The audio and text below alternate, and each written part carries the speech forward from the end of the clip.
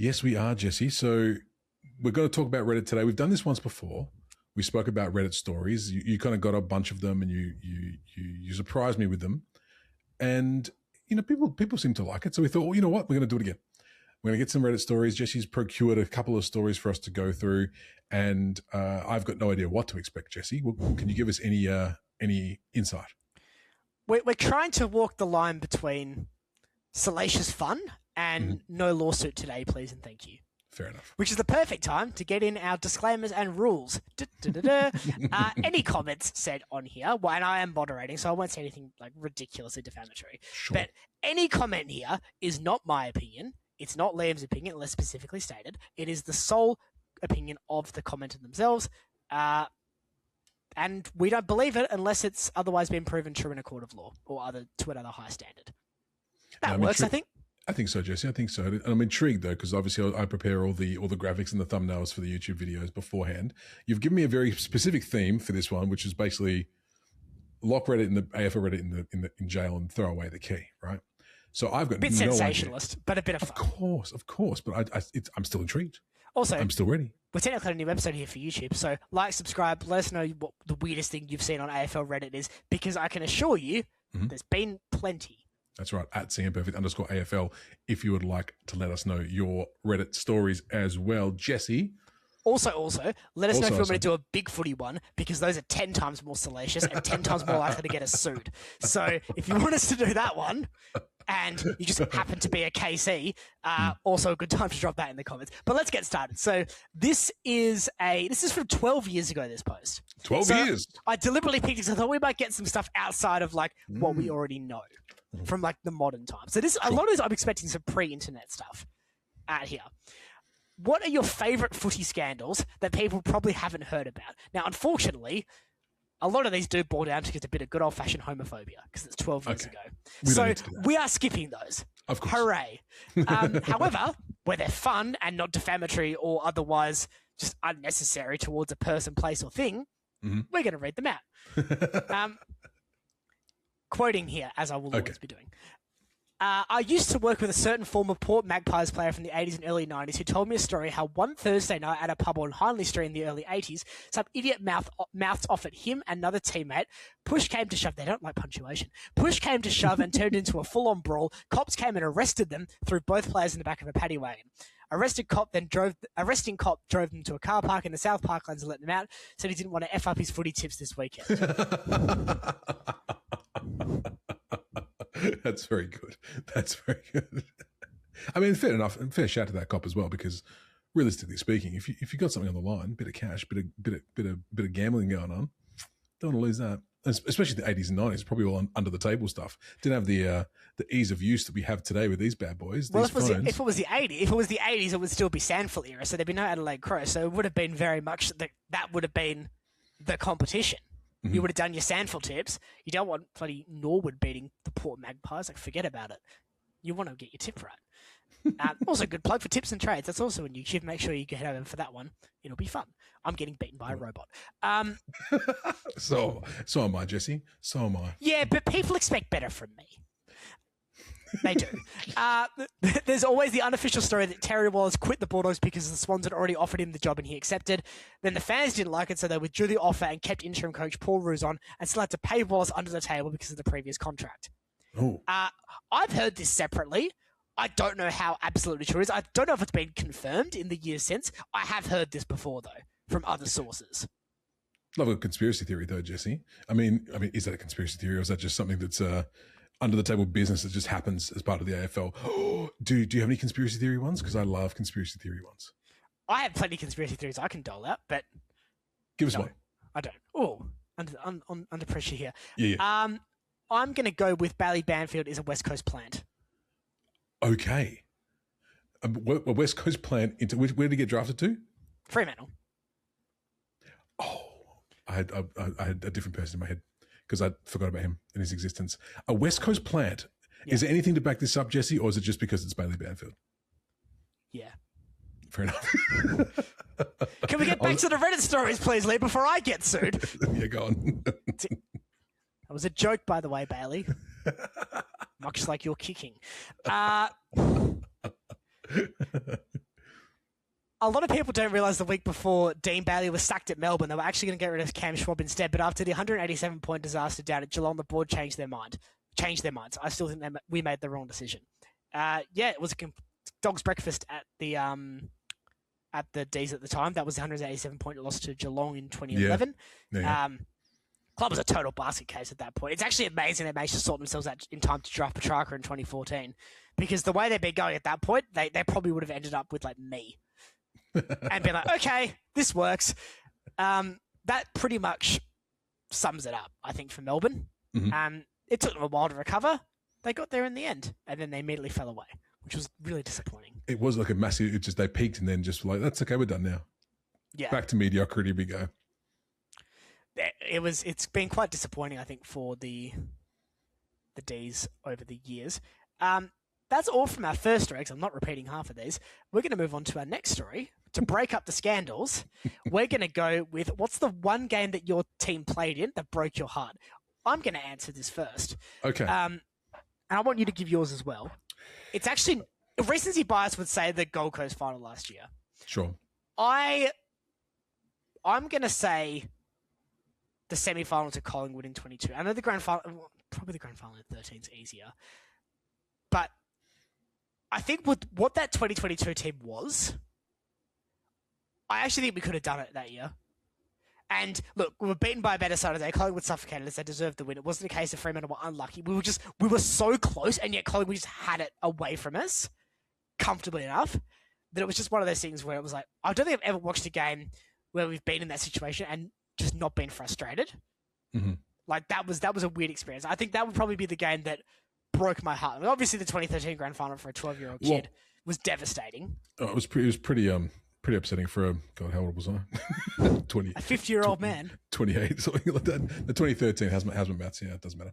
But no, I mean, for a grown adult as well, Jesse, it was pretty sad for me as well. I was trying to go back into my mind, like to the early Subi days, like when I was there, first a Freo fan, when we were like, wooden spooners and all that kind of stuff.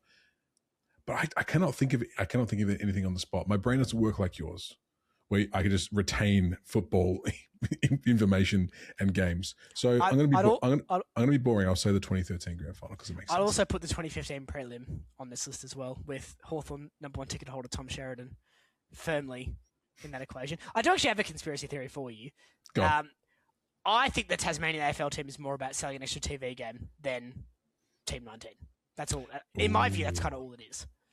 What do I always say, Jesse? It's all business, isn't it? It's all business. It's some facet. That is in my opinion only, and I'm not stating it's an opinion. As a fact. It's an opinion.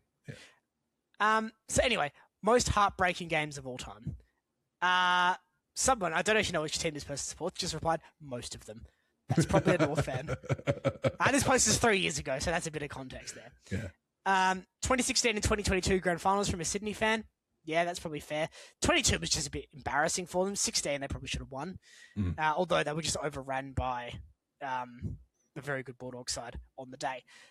Collingwood fan, 2018 grand final. I watched it at Optus Stadium surrounded by Eagles fans. Us Pies were very outnumbered. Disliked Dom Sheet enormously since. Yeah. Fremantle fan, and I didn't see this before I mentioned the game, so shush. 2015 preliminary final. I thought it might be McFarlane and Pavs last year. Yeah, it should have been. Mm-hmm. And then Pav played on and was okay. Well, I mean, the thrill of the chase, Jesse. The thrill of the chase. Adelaide fan, 2009 semi-final, 2012 prelim. That 2012 prelim was a bad one for them. They could have beaten Sydney that year. 2017 grand final. Yeah. See, I feel like with the big losses, they're not really heartbreaking. They're just kind of like flattening. Well, I mean, they also make sense. Like if you're going to a big game like a final or grand final and your team loses it, of course it's going to be heartbreaking. Which is kind of why I was trying to think about like some of those more off the cuff games. But like I said, it's very hard to do. I'm sure there's been some close, like the close ones during the season where you lose by a point, 2 points, especially the gettable ones. I mean, you mentioned the Gold Coast one last year, but Freo have had their fair share. I mean, every team's had their fair share of them, but those are the ones for me. The Port game in 24 when we needed to win to make finals. And at home, late in the season. I reckon it was last round of the season because Carlton did their bit by beating St Kilda. I think this is the order. Maybe it was the other way around. The Carlton St Kilda game went our way, and then we needed to win, and we were just bad. Yeah, I mean that checks out. That's pretty on brand. It's either the Bulldogs or the Port we're playing in the last game of the season for the last God knows how long, and it seems to be without doubt win and we're in. Yeah. I think last year was the first time we've actually done it for a long time. So, that's good. Well, we 2005 was also winning against Port when we lost that. So, not the first time. No. Port fans, speaking of the Devils, 2014 prelim final against Hawthorn, kicking 3 goals, 9 in the first quarter, will always haunt me. Yeah, that's a bad one. Someone comments, quote, Leo Barry, you star. Yeah. Hello. That's a West Coast fan. West Coast? I thought that was the Geelong. Geelong. Sorry, you're right. I'm getting... No. Leo Barry's West Coast. Nick Davis is Geelong. I was right, and you worried me out of it. You worrier. That's quite rare, Jesse. That's quite rare. I know. Normally I just ignore you. That's fair. That is also true. I am just here. It's just you reading Reddit stories right now. Thank you. Giants fan, I'll give you one guess that it'd be the 2019 grand final or the 2018 prelim they should have won against Collingwood, I reckon it was. I mean, the grand final for them was pretty heartbreaking because of just how devastatingly bad they were. Yeah. This is actually a good one because this is kind of like he knows ball and/or is old. Essendon fan, 1996 prelim, they're spelling it wrong, which, again, worried out of things. Compounded by Wanganeen leaving a few days later. We would have been pulverised by North had we got to the line, but they left everything out there that night. They lost to Sydney in the prelim by like a goal that year.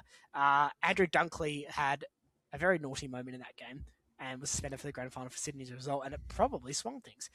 But I don't know if I agree with him that North would have smacked them because Essendon were pretty good that year. Yeah. Had Pete James Hird, very effective forward line, very good defence led by a robust young Dustin Fletcher. I mean, North probably would have still won the game because they did smack Sydney in that grand final.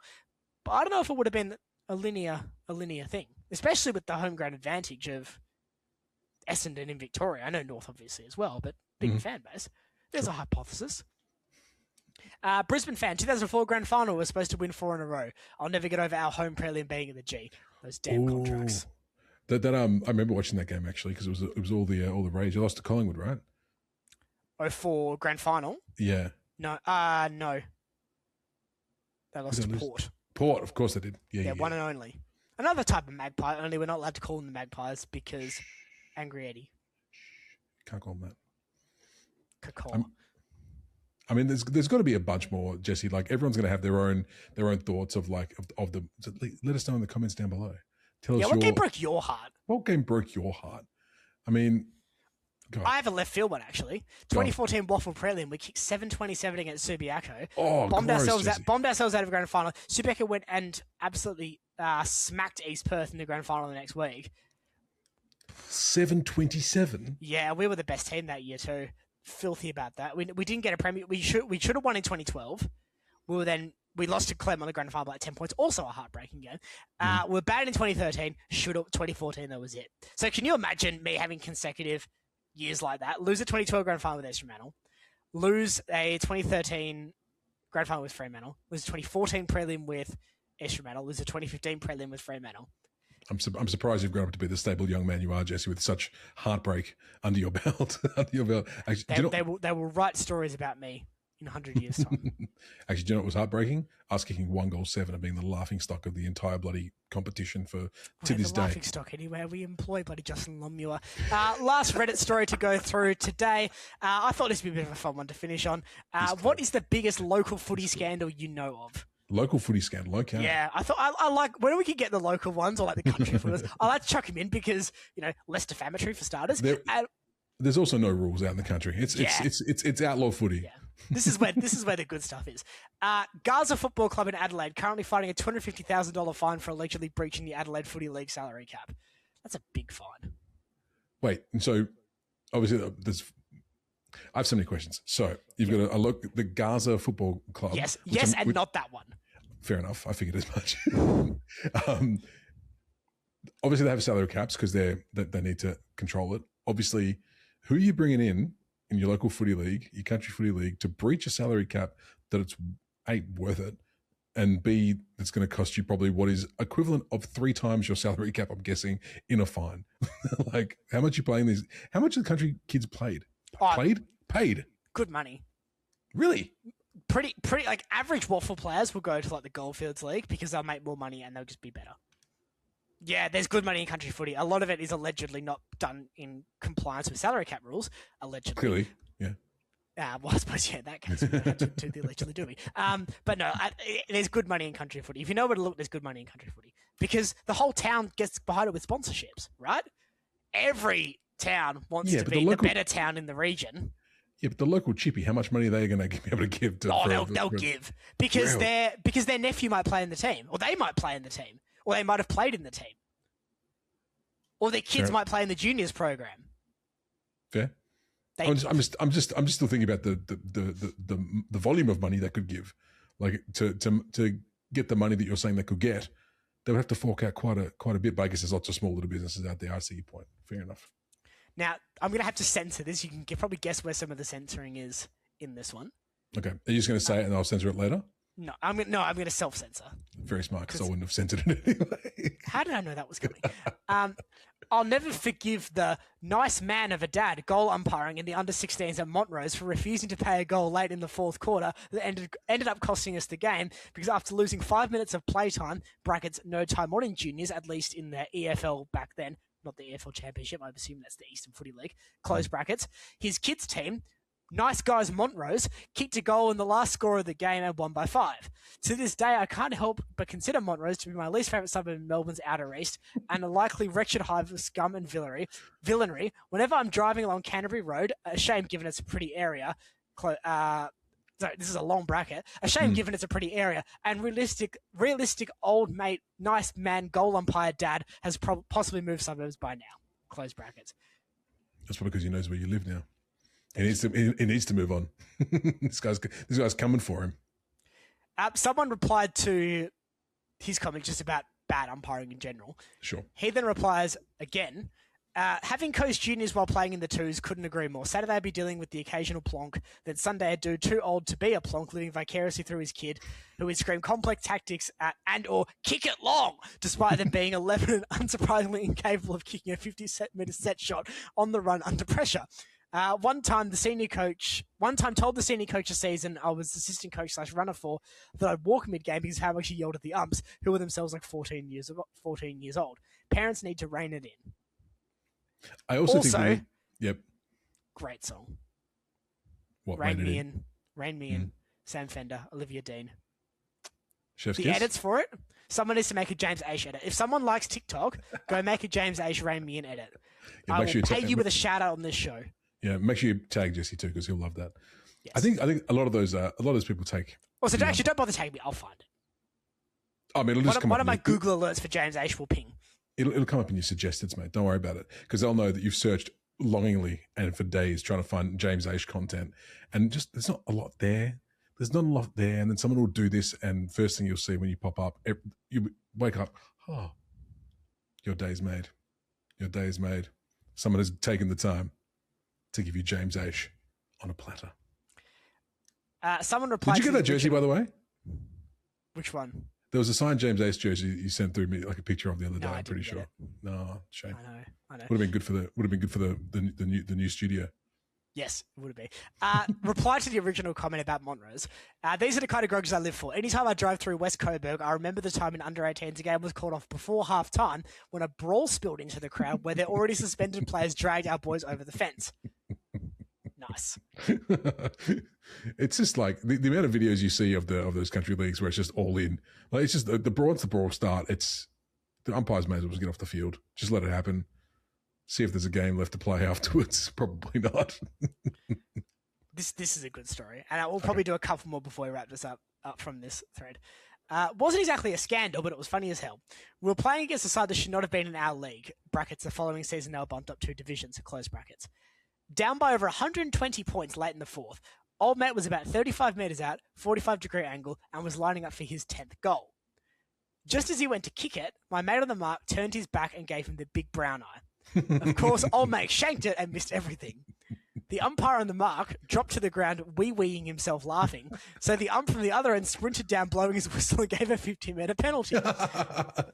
Adding insult to injury, he reported my mate and ended up with a couple of weeks suspension. For a moon? For a moon. To be fair, if I was taking that set shot, I would have just aimed it squarely. Oh, right up the cloaca. Absolutely. Yep. Just bullets. Get the spill. Snap it through. 10 goals. Someone replied with a YouTube link to the 2004 AFL Cairns Grand Final Brawl. If you haven't seen that, go and watch it. It's very punchy. It is very punchy, Jesse. And it was also played, and I wish I was making this up, but I'm not. Actually, I don't wish I was making this up. It was played at the Bundy Rum Stadium. The Bundy Rum Stadium? How very Queenslander. That'll go the game. That'll go the game. All right, Jesse, should we wrap it up, my friend? Because we've been going up for an hour now. I think we should. I think that's a fun way to end the episode. Yeah, it's a bit of bounce, a bit of Reddit stories there, Jesse. Thank you so much for that. Stick around. Tips and Trades is coming up as well. Obviously not right now. Hold your horses. That'll be coming out on Wednesday. Coming out on Wednesday, so you can get all of our tips and our trades, as the name suggests. Jesse, send the lovely people home. Thanks, everyone, for tuning in. Make sure you like, share, subscribe on YouTube, a review on your preferred podcasting platform. As Liam mentioned, tune in for Tips and Trades. Podcast listeners, thank you for tuning in all the way through. YouTube viewers, make sure you catch our round recap if you haven't already, along with Tips and Trades, which is coming up as well. Thanks, everyone, for tuning in. We'll see you next time on the Centimetre Perfect AFL podcast. Bye, everybody.